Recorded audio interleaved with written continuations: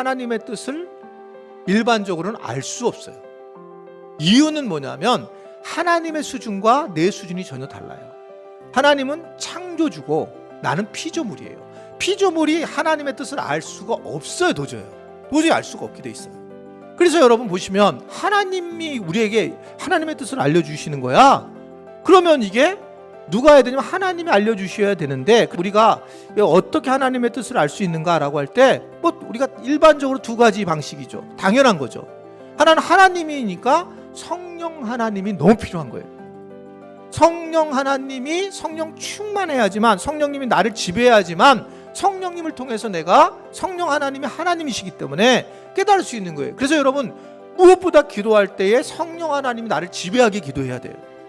그러니까 그냥 자기 개인의 기도와 성령 하나님이 나를 지배하는 기도가 기도의 내용이 달라요. 기도하는 그런 방향이 달라요. 기도하는 방향. 그래서 성령 하나님이 너무 중요한 거구나. 그래서 예수님도 성령이 너에게 무척 유익하다고 얘기하고, 성령이 너희가 기도할 것들, 너희가 뭔가 말할 것들을 기억나게 한다는 거예요.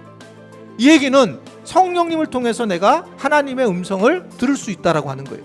하나님의 뜻을 알 수 있는 것은 뭐냐면 성령 하나님에 의지해서 성경을 읽게 되고, 성경을 통해서 하나님께서 말씀해 주시는 것을, 하나님의 뜻을 우리가 이해할 수 있다는 거예요.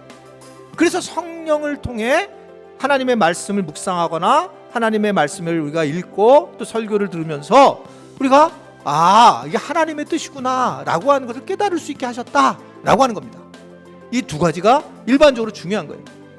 그래서 하나님의 뜻은 바로 그냥 우리로 하여금 하나님을 사랑하고 사람을 사랑하는 것인데, 사람을 사랑한다는 것은 결국은 우리 주변을 사랑하고 우리에게 힘든 것도 사랑하고 언제든지 피스메이커 역할을 하는 것이, 그게 이제 결국은 하나님의 뜻이라고 하는 것을 우리가 생각할 수가 있는 것입니다.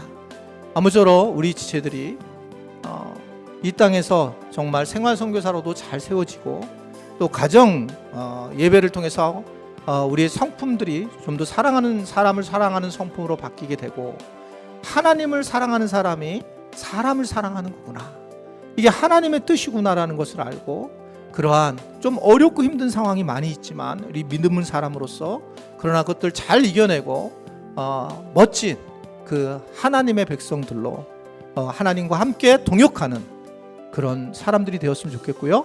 예수님이 주기도문을 통해서 마지막 원한 거예요. 그랬어요. 네가 나와 같이 이렇게 이 일을 같이 하나님의 나라를 위해서 기도하고 살아가줬으면 좋겠다. 그러한 기도도 꼭 함께하는 우리 지체들이 되시기를 주님의 이름으로 축원해 드립니다.